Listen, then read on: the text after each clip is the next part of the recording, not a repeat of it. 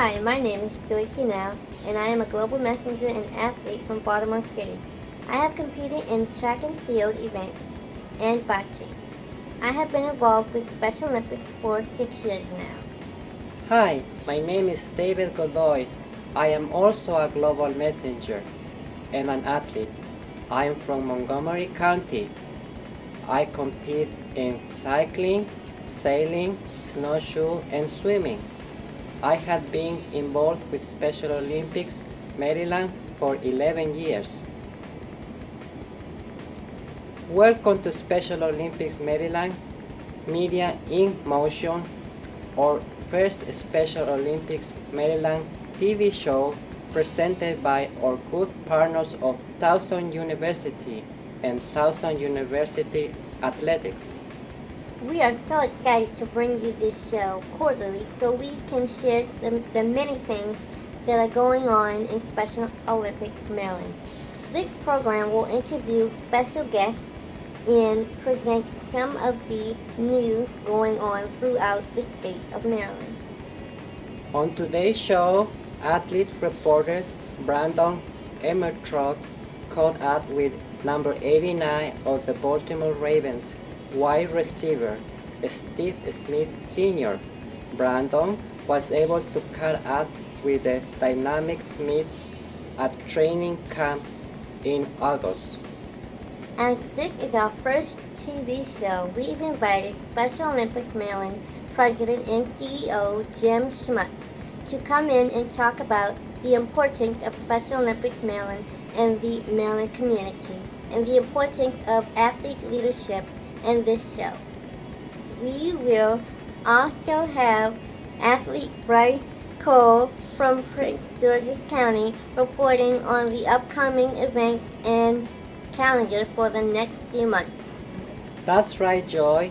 And let's not forget, will we also talk to Carmen Houston, who will be filming the sports and desk chair today to tell us about some of the many results from the Summer Games and as recently as the kayak competition at the end of August. Lots of action in our first show. Five-time Pro Bowler Steve Smith came to the Baltimore Ravens in 2014 after spending the first part of his career with the Carolina Panthers. He has become an instant fan favorite and truly embraced Baltimore. Athlete reporter Brandon Trout caught up with Steve and at the Baltimore Ravens training camp on August 18, 2016. Here is that interview. Hello everybody, my name is Brandon Trout from Cameron County Special Olympics, Maryland, and I'm here with Mr. Steve Smith Sr. from the Baltimore Ravens wide receiver. Now, my first question for you, Mr. Smith, is who and what inspired you to become a professional football player? Just watching football when I was a kid, growing up.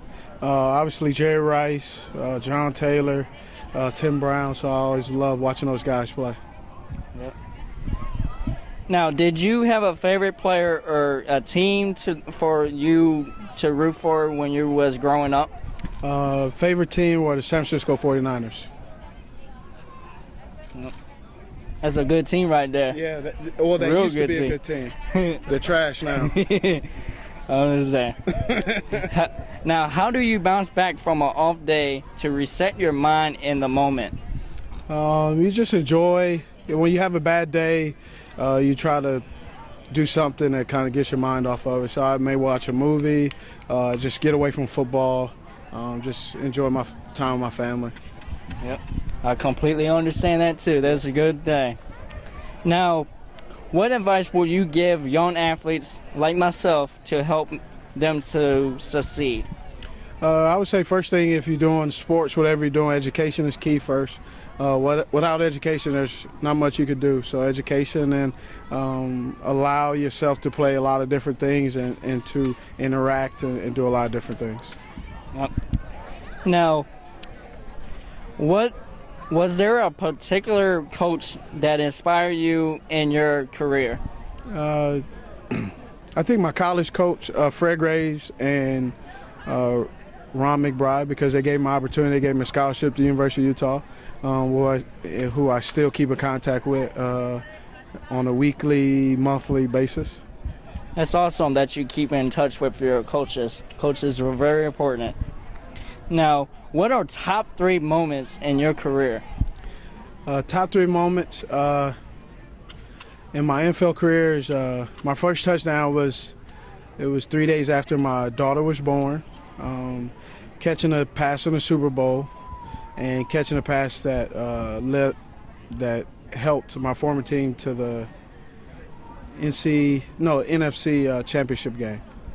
I think I remember that game when y'all was taking on my favorite team, my NFC favorite team, the St. Louis Rams. Oh yeah. And okay. Well, this interview's over there. I'm just kidding, but I remember that. Oh, sorry. I'm just teasing. Yep. Okay. Now, what makes a champion to you? Well, I'm not a champion yet, so I'm not sure. I'll let you know when I get there. Okay. No, my last question is the Special Olympics athlete oath is let me win, but if I cannot win, let me be brave in attempt. When have you been brave in the attempt? I think right now, just going through the rehab for my Achilles. You get up every day and you try to figure out what motivates you. Why am I still doing this? When your leg is hurting and when you're tired. So I've been 9 months of rehab, so just getting up every day, getting that opportunity, so it gives me motivation to go again the next day. Okay, thank you. I just want to tell you what makes a champion to me. I think you're still a champion in my books, no matter what. And just never giving up, especially after injury. Mm-hmm. Because I'm a big wrestling fan. John Cena always says, never give up. Yep. And you prove that, never give up. That what's make the champion. Man, I need to hire you and just put you in my pocket so when I have rough days, I can just pull you out. Yep. All right? One of my favorite sayings. I don't pay well, though. Oh, is that okay? That's okay. Now, one of my favorite sayings is believe in you can achieve, which is a perfect saying from Tupac Shakur. Oh, okay. When he said that, and I'm a big Tupac fan. When Really? He says believe in you can achieve, I feel like he was talking to me. Okay. How old are you? 22. Man, you weren't even alive when Tupac died. I like that. That's pretty I good. always like the old school rap days. Wow. We shouldn't be talking about rap though on this. They're broadcasting this all across America right now. That's all good. All right. I'm Brandon Ermentrout from the Calvert County Special Olympics, and my guest is Mr. Steve Smith Sr. from the Baltimore Ravens wide receiver. Thank you for listening. Thank you for watching. So long. Thank you. This portion of Maryland's media and motions have been brought to you by Special Olympics Maryland Young Athletes Programs. Special Olympics Young Athletes is a unique sport and play programs for children with intellectual disabilities. The focus is on fun, activities that are important to mental and physical growth. At children ages 2 to 7 enjoy games and activities that develop motor skills and hand-eye coordination. Young Athletes is an early introduction to sports and to be the world of Special Olympics. The children learn new things, play, and have lots of fun. Parents said their children and young athletes also develop better social skills. The confidence boosts make it easier for them to play and talk with other children on the playground and elsewhere. Learn more at www.somd.org. Thanks, Brandon, for that great interview with Steve Smith. A special thank you to Steve Smith for taking some time with us. I know we are all looking forward to the great season by him and the rest of the Baltimore Ravens. Let us turn the page to Bruce Cole, a sports reporter, to talk about the summer games in June and kayak competitions at the end of August. Thanks, David. Locally, popular sports equestrian was held at the Prince George's Equestrian Center in Upper Marlboro, Maryland. This year, 56 athletes competed in the equestrian, dressage ring, train and barrel race, and train ring events. 46th annual Summer Games at Towson University was another big success, held June 10th and the 12th. The games included the 5 sports of bocce, cheerleading, softball, swimming, and track and field. All 1,266 athletes, 166 unified partners, and 239 coaches took part in the year's largest single-day sports event for Special Olympics Maryland, powered by over 500 volunteers on all 3 days. The games, it was showcased for athletes across Maryland. Towson University hosted the games again this year, making it the 39th time they have hosted in the 46th history of the Summer Games, with the exception of swimming, which was hosted by Loyola Blakefield. All 4 other sports were hosted on the Towson campus. Do you know that Special Olympics Maryland is one of the leading sailing programs in the country? Special Olympics Maryland sent athletes and partners to the last 6 World Summer Games, including Tara Limerick in 2015 as the only level 5 U.S. sailor. Recently, locally popular sport sailing was held at beautiful St. Mary's College in Southern Maryland on July 30th, 2016. 31 Special Olympics Maryland athletes and 30 invited partners from Baltimore City, Baltimore County, Montgomery County, and St. Mary's County attended, along with 8 athletes and 5 unified partners from Special Olympics Virginia took to the waters in a competition that featuring levels 1 through level 5. Congratulations to all the athletes on 2 days of good sailing and competition. Results from all competitions can be found at www.somd.org. Back to you, Joy. Thanks, Bryce. Certainly a lot of sports going on at the state and county level. We now welcome into the studio Mr. Jim Schmutt, the CEO and President of Special Olympics Maryland. Welcome, Jim. Thanks, Joy. Good to see you. Nice to see you too. How long have you been involved with Special Olympics Maryland? Well, I started as President and CEO in January of 2013, so I'm coming up about 3.5 years right about now. Cool. Since the beginning of your tenure with us, you have been a big proponent in athlete leadership. Why is it so important for our organization to have athletes in leadership positions?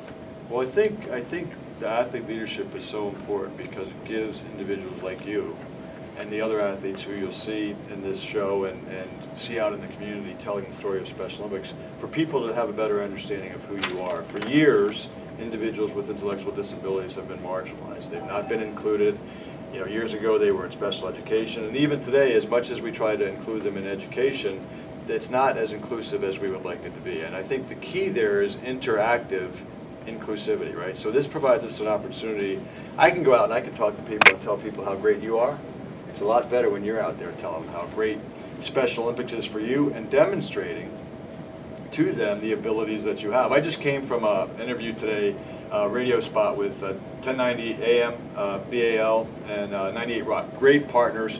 We had Carmen Houston Ludlam was there, and athletes in terms of building communities that they're able to demonstrate through interaction with people who they might not otherwise come in contact with, a level of respect and dignity that is transformational for both the athlete and the volunteer or non-Special Olympics partner team. And so the key for us is to really get more athletes out into the community, interacting with people that they wouldn't normally interact with, and get people in the community who don't interact with their athletes interacting with their athletes, so that we can build these communities. And at some point there's a tipping point. If we can get more people spreading the gospel of Special Olympics, then it'll become more natural, and that's what we want to do. What role did Special Olympics Maryland play in helping integrate Special Olympics athletes within the community? Well, I think what we see through the leadership programs and through the sport competition, the leadership programs, athletes speaking in front of, whether it's a civic group or a fraternal group like the Knights of Columbus or Sons of American Legion, or a corporate group like Aerotech, who's a great sponsor of ours, what it does is it helps, again, people understand the power of Special Olympics to influence the athletes, the lives of our athletes. And it's about more than sport, right? I think that's the other key. We love our athletes to run faster, jump higher, throw balls farther, make more baskets.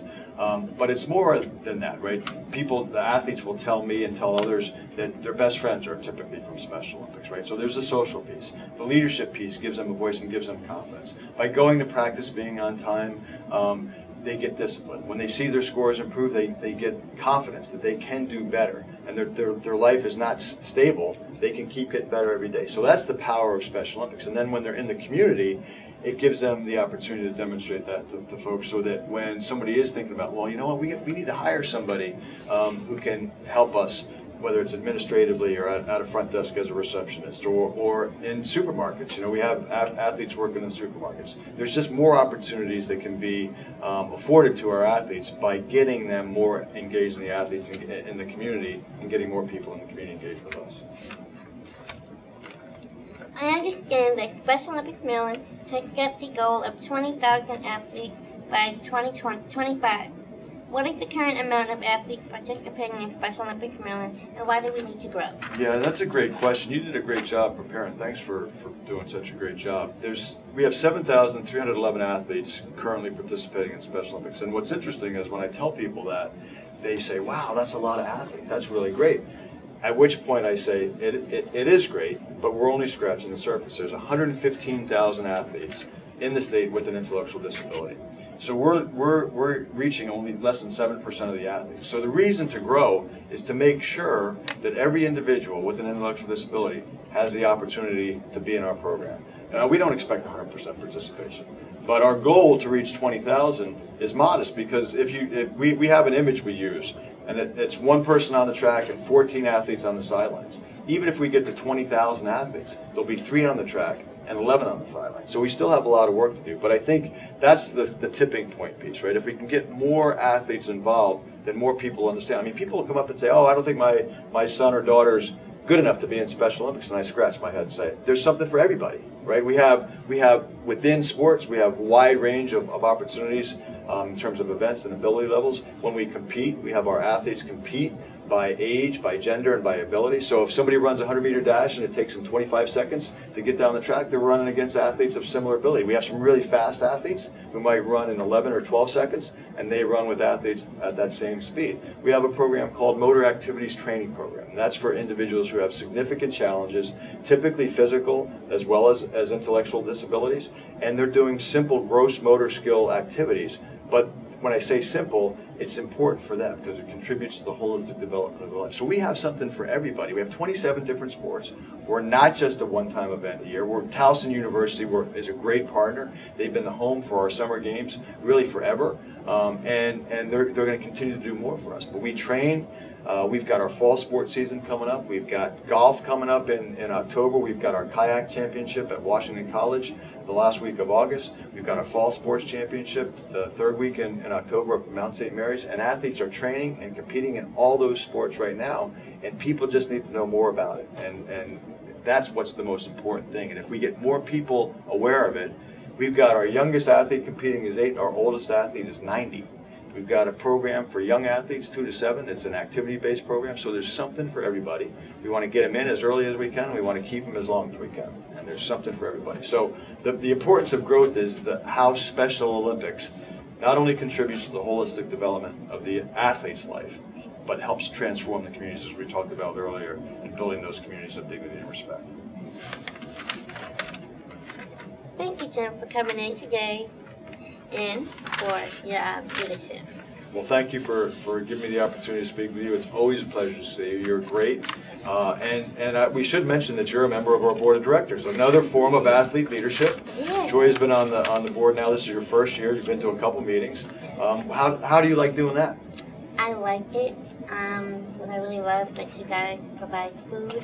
I just love it. But I love helping out, and I love being a part of getting what it's like behind the scenes, Special Olympics for the athletes. But I can contribute to helping out the athletes. Excellent. Well, thank you for your leadership, and thanks for representing your athletes so well. Thank you. I tried. Thanks, Joy. It is great to have Jim Smuts in with us to share the vision for Special Olympics Maryland in the short and long term. We now welcome Carmen Houston Lujan from Calvert County to share more upcoming sports competitions and special events. Carmen, how are you today? Thanks, David. The fall is a very busy time for Special Olympics Maryland athletes. Among the many sports competitions going on will be the Golf Championships at Queenstown Harbor Golf Course on October 2nd. Fall Sports Fest at Mount St. Mary's University in Fort Ritchie, Maryland, which will include the sports of cycling, distance running, flag football, powerlifting, and tennis. This is followed by the Soccer Championships at the Crown Sports Center in Southbury, Maryland on October 30th, 2016. The Interscholastic Unified Sports Tennis season culminates on November 3rd at Towson University with the state championships. Schools from Annie, Anne Arundel, Baltimore City, Calvert, Caroline, Cecil, Charles, Dorchester, Frederick, Garrett, Kent, Queen Anne's, Somerset, Talbot, Washington, Wacomeo, and Worcester County will be compete. Come on out to any of these events and get involved as a volunteer or just to cheer on the athletes. Lots of special events coming up this fall as well. Are you a runner? Then check out the calendar at the Special Olympics Maryland website at www.somd.org for more information on 8th Annual Fort McHenry Tunnel Run in Baltimore and 4 more runs throughout the state that benefit Special Olympics Maryland. Breaking news! Greenbrier State Park in Frederick County will be host to the first ever Chilton Thrills Polar Bear Plunge. Get on board early as this should be a very popular event coming your way on November 5th, 2016. Thanks, Carmen. That is just a sampling of how active the fall will be here at Special Olympics Maryland. Remember, you can follow us on Facebook, Twitter, and Instagram, and Snapchat. Just look on the screen of how you find us. That does it for us here at Maryland Media in Motion. We hope you enjoy the show and tune in again in a few months as we bring you more news and views. Well, we hope you enjoyed the show and tune in again in a few months as we bring you more news and views. And until next time, catch you later.